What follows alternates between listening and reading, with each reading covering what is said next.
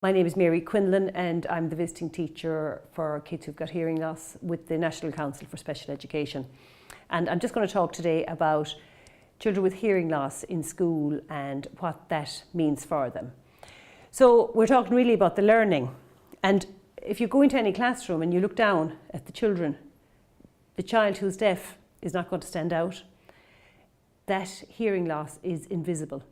We can't see a hearing loss. We just know by how somebody acts that they've got a hearing loss. But every single person in the world functions with a hearing loss at some point.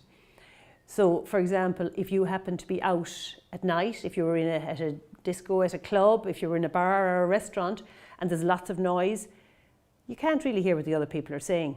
So we all do a lot of pretending. We all do a lot of looking at the other people, trying to figure out what they're saying. And we do a lot of pretending and guessing that we got it. So if everybody laughs, we all laugh. And if they're all looking a bit glum, we kind of look a bit glum. So we do a lot of predicting with our eyes what people have said. And a child in a classroom who has got a hearing loss is going to do a lot of pretending, a lot of looking at the other kids, a lot of looking at the teacher. And sometimes teachers say, sure, that child is absolutely doing fine. They're really attentive, they're really focused. But a lot of the time they're trying to figure out what a teacher is saying, because it doesn't sound as clear as it should be. Okay, so if you go to have a hearing test, what I'm going to talk about now is just if you go to have a hearing test, what that's going to look like. So when they have the hearing test, all sounds in the world have a loudness level and a frequency level. So if I'm looking here at the slide, the hearing level is the loudness, that's in decibels. And from very, very quiet sounds down to really, really loud sounds, 120 decibels of loudness. So this is what that sounds like. So that's very easy to see. So it's just getting louder all the time. But what I want you to really look at, not the soft to loud, that's not what's more important for understanding speech. It's the frequencies of the sounds. So just listen to the frequencies of the sounds. So we're starting at really low frequencies and we're going to go up to very high frequencies, pretty much like the pitch on a piano or in any kind of a musical instrument, from the low to the high. Okay, I'm going to play that again. Every sound on that is the same volume. Every sound is the same volume, but we hear some of them to be louder than others. I'll just do it again.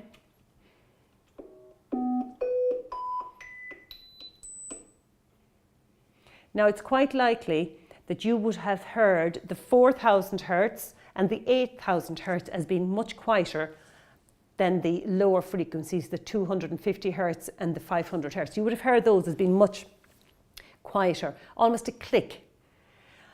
And that is because they're much quieter sound, even though it's really because of the frequency. So let's just look now at where all the sounds in the world land on this audiogram.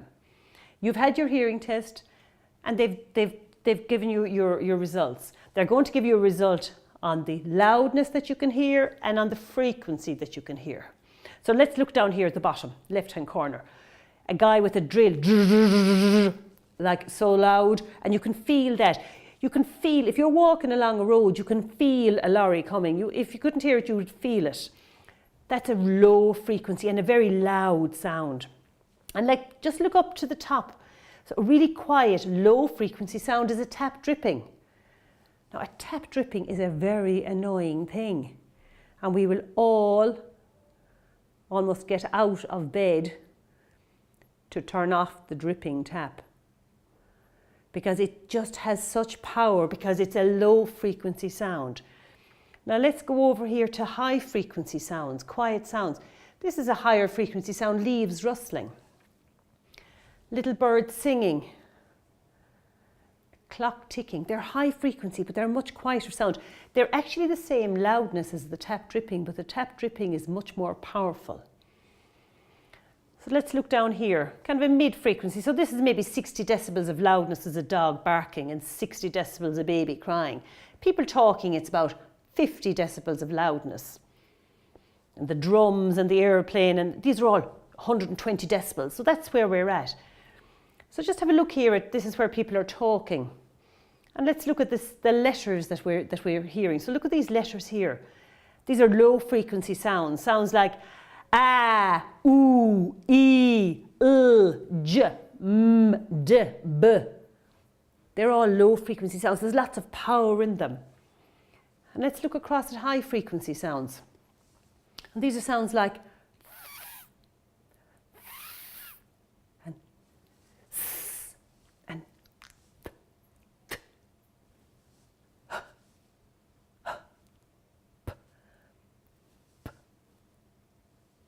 there's no power in them.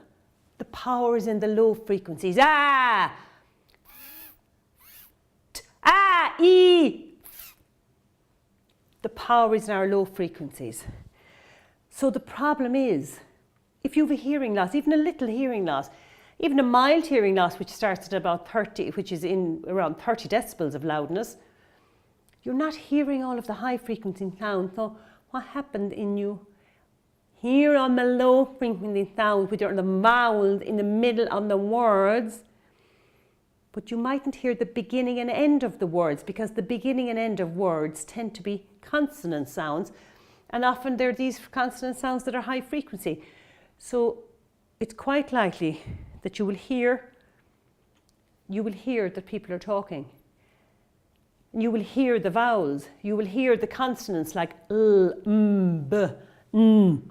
You can feel them, but you can't hear higher pitched consonant sounds like st, k, t, k, p, f, ch.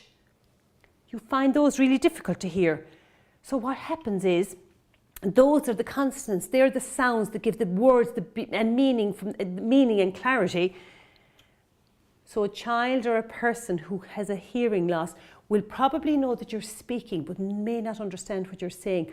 So kind of in a very kind of moment, the beginning in the word and the end of the word kind of gone. So the very difficult, and then that's the way they kind of hear, and that, you know, just very difficult then to understand what somebody's saying. I mean, can't only hear the vowels in the middle of the word. Very difficult. Then you can't hear the end of the word. You don't hear the plural. You don't hear. Okay, so you don't hear the past tense markers. You don't hear the plurals. You don't hear the clarity that you can hear now, because I'm giving you now all the high frequency parts of speech, whereas a moment ago I gave you the low frequency parts. You can hear, but you don't understand. How now many of us have been in that experience, you know, that you could hear, but you can't understand. Okay, so going back to our audiogram, you will have there are 4 degrees of hearing loss. We have a mild hearing loss, moderate, severe and profound. That really is depending on the loudness it has to be. This is based on the decibels.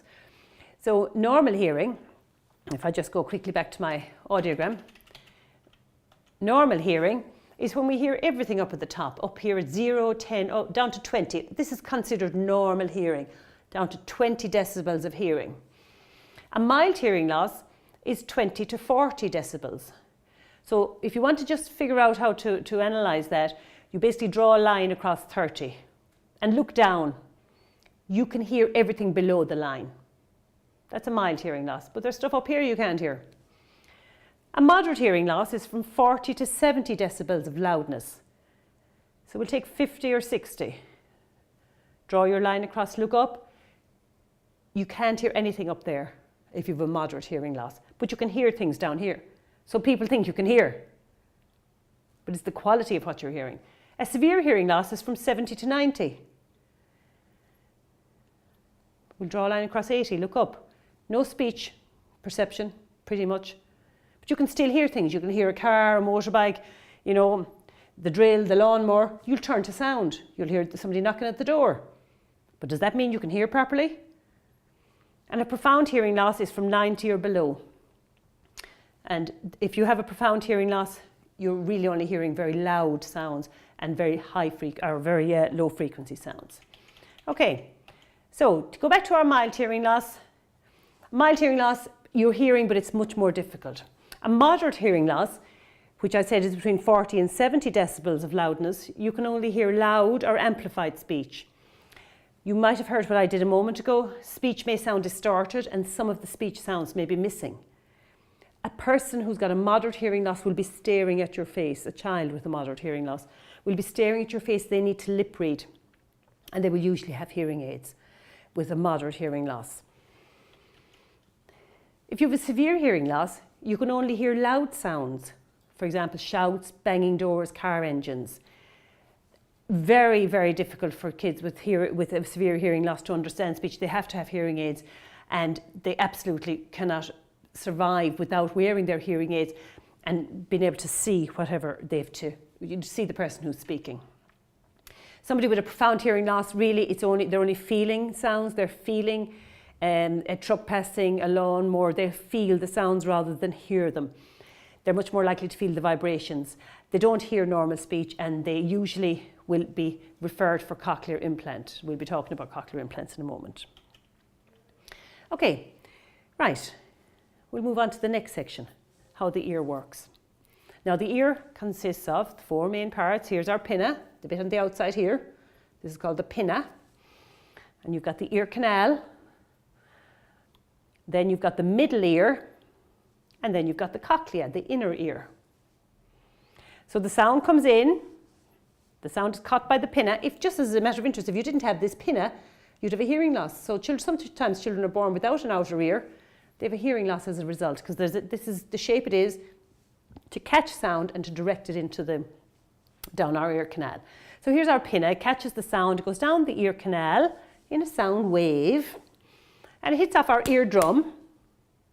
And it says the 3 little bones. There's 3 little bones: the hammer, the anvil, and the stirrup, inside in the middle ear. The middle ear is just a ball of air, and the 3 little bones are banging off one another in this lovely ball of air.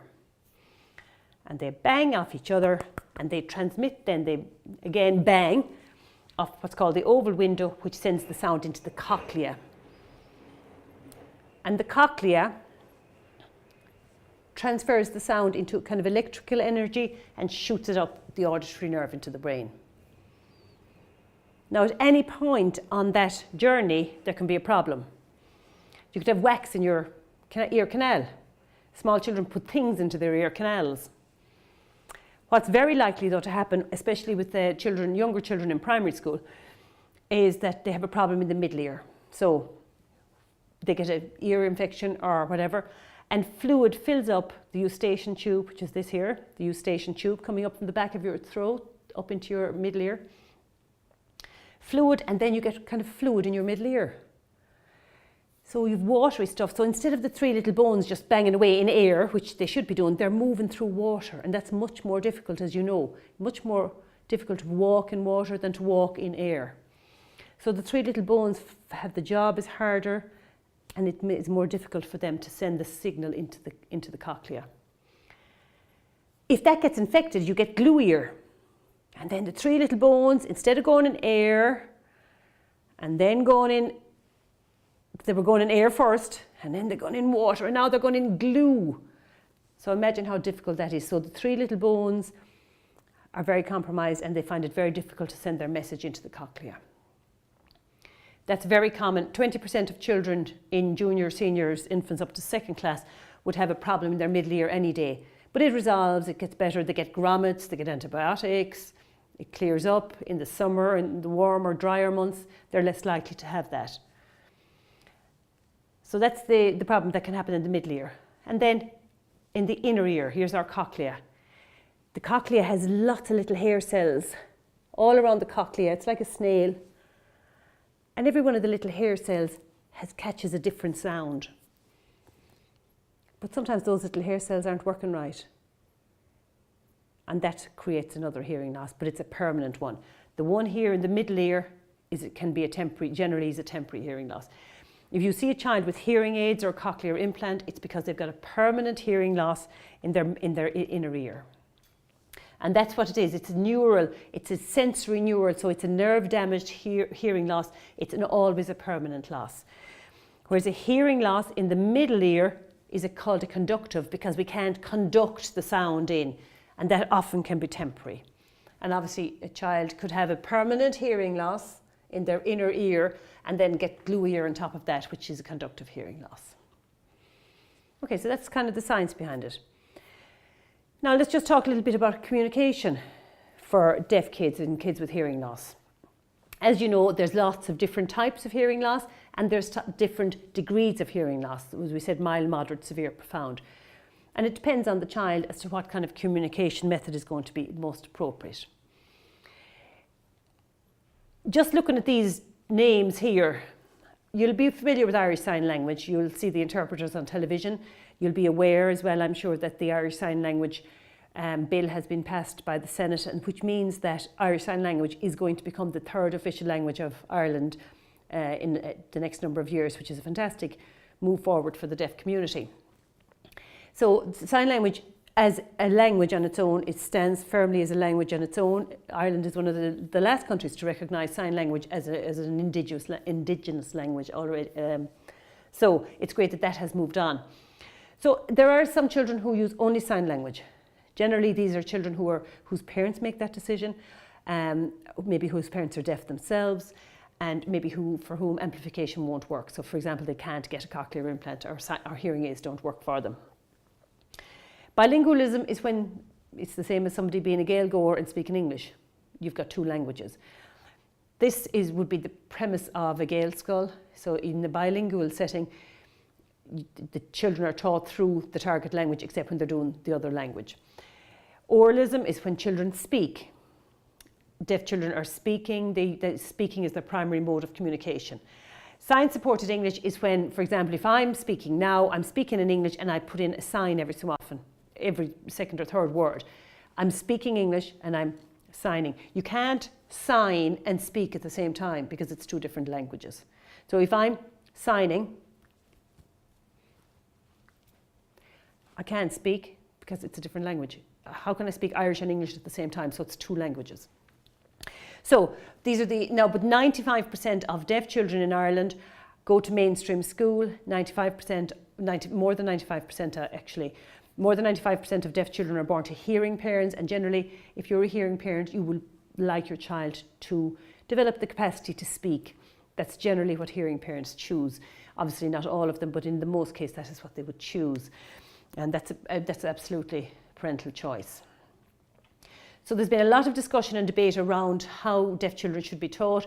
Some people would say it should be all sign, some say it should be all oral, some would be all in the middle. Typically children tend now to go to mainstream school because of all the amplification, the hearing aids and cochlear implants that are available, and not so much to go to schools for the deaf, in that there's a smaller population in schools for the deaf. Even in schools for the deaf, then some of the children are oral and some of them are signing children, and some children have both languages. Sign language is it's a complex language. It's the indigenous languages of the deaf community in Ireland. It's Irish Sign Language. If you go to England, it's a different sign language. It's called British Sign Language, BSL. There's French Sign Language. There's American Sign Language. They're all different languages. And that is natural because we all have different languages in these different countries. And so the deaf community in each of these countries would have developed their own language over time. It's a completely different grammar to signed English, which is if you just sign English words. And it's a very important part of deaf culture. For any culture, the language is very significant and a key component of it. Okay, so here's finger spelling. So this is if you were to, every letter in Irish Sign Language has a particular finger spelling. The Irish Sign Language alphabet uses just one hand. In the UK, in the British Sign Language, they use two hands for their letters. So this is kind of, I suppose, might be a simpler one. So, what do you see? It's a one-handed version, yes. So can you finger spell your own name? My name is Mary, so it's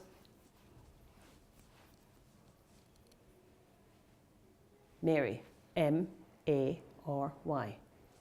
Okay, but there's 26 of them. Anybody can download this and learn to finger spell their name. All right, so that's now we're moving on to amplification and what you'd likely to see. Isn't it nice now that long ago and up to recently, hearing aids were just brown and boring, and now they're providing hearing aids in every kind of a different colour, which is fantastic for kids, and they love to be able to pick out their own colours and to wear the hearing aid that suits them. Then a cochlear implant is when we have a big problem, if you recall, from a speech perception in the cochlea. And this is actually, a cochlear implant is actually an operation. that children will undergo in Beaumont Hospital in Dublin. At the moment in Ireland now, since 2013, all babies who are born in Ireland are screened for hearing. So that means that children are diagnosed with a hearing loss often at the age of 6 weeks, which means that hearing aids can be put on children at the age of 3 months and cochlear implant by the age of 1 year. Now, my job as the visiting teacher for the deaf, as a primary school teacher, as a trained primary school teacher, is to support those families around developing language with those children, getting the hearing aids on, getting them established, helping them with the whole process and the understanding of the cochlear implant and what it can do. And that would be a huge part of my job, would be the 0 to 5 category of students, of children. So for the cochlear implant, the child is profoundly deaf. They can't hear anything unless it's 90 decibels of loudness or more. So what happens is they just put a little incision behind the mastoid bone, which is the bone right behind your ear, and they insert an implant. So it's literally a wire, and that curls into the cochlea and does the job of the cochlea. And just under the skin, this is actually under the skin, just under the skin you've got a magnet, which is this is a magnet, and here's just your lead in. So here's an example of it inside in a child's head. So here's the little baby who's had a cochlear implant. So this magnet is under the skin. You can't see it. The magnet is under the skin. It can't be seen. And here's my lead going into the cochlea. And this was what it looks like on the outside. So here's a lady with a cochlear implant. So this part here is another magnet. So magnets to magnets. That magnet sticks onto the inside magnet. The bit behind her ear, this bit here that this boy is wearing, this is the speech processor, and this is doing the job of the cochlea. So this is catching all the sounds, analysing all the sounds, and sending it through this wire up here to the coil, to this magnet here, to the coil, sticking, and then it goes straight through to the other magnet and down into the head, down into the auditory nerve. So it's a very, very effective system. It literally replaces the auditory hair cells in the cochlea that aren't working properly. Very good system, excellent system. But just a slight, let's see, just go back here a second. This cochlea, all our cochleas have 30,000, at least 30,000 of the little hair cells. 30,000 hair cells, each picking up a different sound. The cochlear implant has 22 electrodes. And the 22 electrodes are supposed to do the job of the 30,000 hair cells. So it's a really good system, but nothing replaces normal hearing. Nothing replaces those 30,000 hair cells. Okay, in a school setting then, it's important to remember that cochlear implants and hearing aids, they don't replace normal hearing. Nothing replaces normal hearing, as I said. And they only work within a range of about 6 to 8 feet. They only work well. Now, any classroom is going to be way bigger and the teacher is going to be way further away. So in most classroom settings, a teacher who's got a child with hearing loss is going to be required to wear a microphone. And the microphone is going to be literally taking your voice, and I'm actually wearing one now for the purpose of this recording. My voice is going into the microphone and then it's been transmitted directly to whatever equipment is picking it up. If I had a deaf child sitting in front of me, this microphone would be going directly to their cochlear implant or to their hearing aids. And the visiting teacher for the deaf would be the one who will set that up. So it really makes a big difference for the child because they can hear much more easily. Not perfectly, but much more easily. That's why it's really important that it's worn. As I said a moment ago, background noise and distance, they're the two biggies. They're the two problems. And a child, like yourself, if you think of yourself, and if you were at a party or in a pub, you're straining to hear, and you're straining and you're straining and you're straining. The child is sitting in front of you for 5 hours and 40 minutes a day. It's really hard to strain and to try to concentrate for that length of time. They do a lot of nodding and agreeing and smiling because they just couldn't be asking you to repeat everything. You just need to be aware of that. And if you don't hear well, because of not hearing well, you've reduced access obviously to language and to speech, but also to experiences and to social interaction. And what I'm talking about there is they don't hear the smart comments, you know, they don't hear the joke, they don't hear what other kids say if they're anyway distant from them. If the kids are behind them, they can't hear what they've said. They'll know somebody has spoken, but it's a mumble. So they've missed all that. They'll always laugh along, but it's much more difficult. It's also much more difficult on the yard. They cannot hear the wind, the noise of the other children playing, maybe there's traffic. It's very difficult for those kids. They can't hear on the yard. So it's important that people understand that and work to include them. Sometimes they have an SNA to help them on that. So the deaf child in the classroom, just to summarise that, they find it difficult to concentrate for long periods. If there's background noise, it's really difficult. Group conversations are very hard because their ears aren't working, so they have to use their eyes to see who's talking. So you keep having to look around and it makes it very difficult. They don't know how to localise sound. Again, this is the same for group conversations. My two ears are a steering wheel for my head. So if somebody speaks there, my left ear will hear it first and I'll turn. And conversely, right ear, somebody speaks there, I'll turn. My ears aren't working, so I have to use my eyes and I have to keep looking. So that's localising sound, and it's very disconcerting to not know where sounds are coming from. Children even with a hearing loss in one ear, they have to be so careful when they're walking, when they're crossing the road, when they're cycling. They know there's a car, but they don't know where the car is. So they really have to be very, very careful. And because of this, you can kind of feel very confused, insecure and isolated. They watch the other kids all the time. They would have been, when I was going to school, they would have been accused of copying. I'm sure I think they got rid of copying.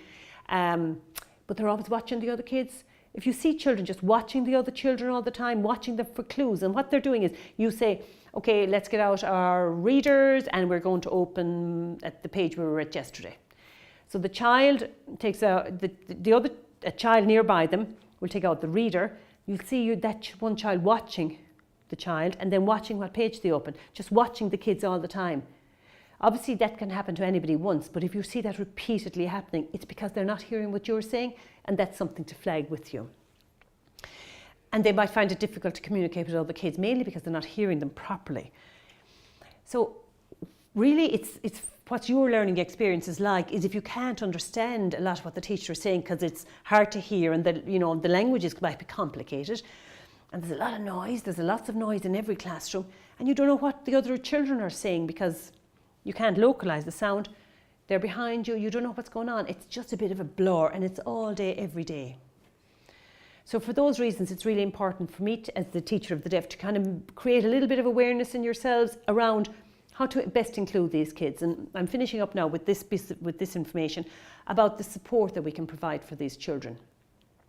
So the first thing and the most important thing, and I'm saying it before I even put up the slide, if you have a hearing loss, you need to sit with your back to the wall in a good place near the front of the room where you can clearly see the teacher and you can clearly see the other children. It means that you have nobody behind you. You don't have that problem of noise coming from behind, and neither do you have the problem of trying to understand what somebody behind you is saying. You have 180 degrees to deal with, not 360. That's another thing actually, if you see children in a classroom, they're always spinning around and they're looking around. They're trying to use their eyes to localise sound, and they get into trouble for that because they're always looking around. So if you have a child in your classroom who's continuously looking around all the time, put them at a side of the classroom with their back to a wall so they can see more easily. They could have a hearing loss in one ear, they could have a little loss in both ears, it could be undiagnosed. Put them to the side and don't give them information from behind, or let them know that there is nothing coming from behind, and they'll be much more relaxed and calm and more attentive.